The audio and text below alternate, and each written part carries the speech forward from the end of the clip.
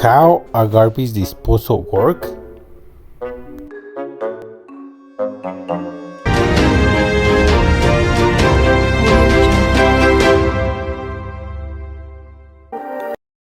Many people think a disposer works like a blender, with spinning blades chopping and breaking down the waste. In reality, disposers work in a different way, and there are no blades involved.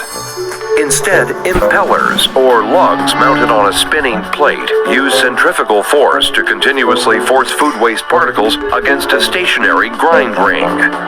The grind ring breaks down the food waste into very fine particles, virtually liquefying them.